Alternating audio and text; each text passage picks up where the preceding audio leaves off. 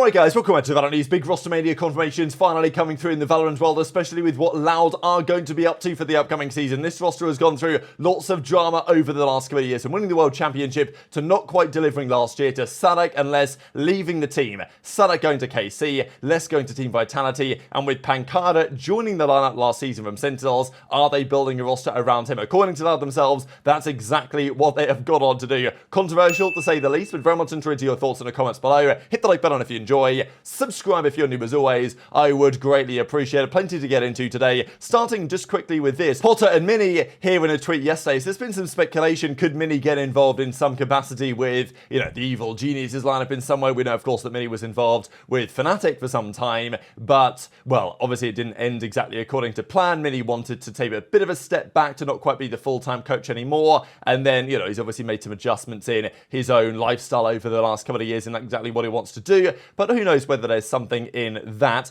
Let's talk though about GC, because yesterday we got a big result. G2 goes in, they went toe-to-toe with SR, they lost two incredibly close competitive overtime games, and then they played MIBR yesterday, and they got crushed. This is a similar story to last year's GT, when, a Brazilian team makes a run through the lower side, they make the grand finals, and then SR win. But who knows if SR are going to win? We'll see today whether that's true or not. But, this was not a pretty one for G2 Ghosts, and of course they were, wanting to regain this tournament crown. But fair play to MIBR, and honestly, it's one of the most frustrating things in the entirety of this GC World Championship, that there is only one Brazilian spot. Like, that region is strong with GC rosters. Team Liquid, Team Liquid GC in that region, among others. And MIBR, the only Brazilian representation in this tournament to come through, and they've taken down the European teams, or the best European team in G2.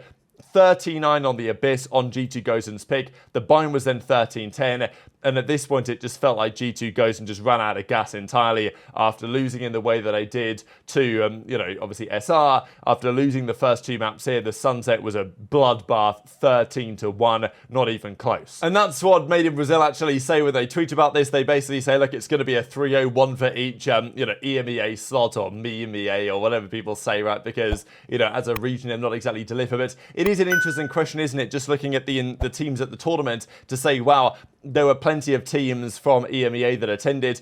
Falcons were effectively one of them, Giant X were another, and then G2 goes in. Zipto, these girls, they made it quite deep in the tournament. Zeta, they made a bit of a run, but it didn't quite go to plan. But just the idea of, okay, Crew were there with a couple of Brazilian players, but the only Brazilian representation was, MIBR GC. They're now in the grand finals, and they play SR, who, are certainly going to be the favourites. But that game is coming up in a few hours' time, 3 hours, 33 minutes. As I'm recording this video, SR versus MIBR, the grand finals. Now, look, SR are going to be the heavy favourites, as always. But at the end of the day, this could get pretty interesting. G2, they were very competitive with SR, and they got 3-0'd by MIBR. So it's not impossible. They've not played so far this tournament. MIBR went down 2-1 earlier, but then got their revenge. So, I'm hoping for a competitive grand finals, hoping for a 5-mapper, but SR are certainly going to be the favourites to win the entire thing. Feel bad for the G2 team as well, of course, making it quite far again, but it wasn't quite good enough at the end of the day. So the World Championship concludes today, and of course, as we know, this is also, we think today, the 17th of November, the date when the Tier 2 teams have to look in their official rosters, and that may well be happening here. Now, if I scroll up on this tweet, you'll find this. SEN Redux says the following: need a scan fill-in, so basically like Sova, Fade, those agents, for a tournament on the 19th. And there's a tournament in a couple of days that they are playing with Redux and the team. Now, it seems like this is what's going on. So as Hardy points out to me again, on the Reddit, or the VLR, sorry now, this is talked about on Reddit, of course, in some depth as well, but we discussed yesterday this roster, whether they are a Sentinels Academy team. Now, it would be an interesting academy because they're not full of younger players. The theory goes that, oh, well, you want your academy to be all, cracked 18-year-olds. I'm not sure that's the best logic, just because you probably need some veterans in there in order to help those guys grow and learn. Do you need like 3 veterans? Maybe not. I think that's where the debate is right now, that maybe an academy roster is like, I wouldn't say a washed up in-game leader, but within reason, the ideal academy might be an old school pro that maybe is somewhat past it, but knows a lot, maybe won back in the day a little bit. And, he's there with 4 cracked out young guys. And the theory goes that he's going to help them develop and, the best ones will get promoted to the main team potentially. That's not exactly what this roster is. Now, they are appearing here as effectively former Oxygen esports, because we know that Oxygen are dipping out of esports entirely. And they had a very good roster last year. Bonkar and Verno, they're both now over at, obviously, NRG. Scuba is still around. Redux is still around. And they have basically taken over here, it seems, and are now being known as the Cubert Academy. So Cubert is the new toy thing that Sentinels have going on. So it's SEN adjacent on some level. And we think the roster is going to be as follows. Redux, Scuba, Mitch, Victor, and, Crashies, we believe is going to be the 5th man. However, it looks like Governor is filling in here. So it is looking like the roster is going to be Redux, Scuba, Mitch, Victor, and Crashies. And, Cubert Academy, SEN Academy, whatever you want to say. It feels like there's, something SEN-related happening. Of course, Redux is the SEN substitute. It is, as I say, though, an interesting academy, just because Victor and Crashies, they're trying to get back into the VCT.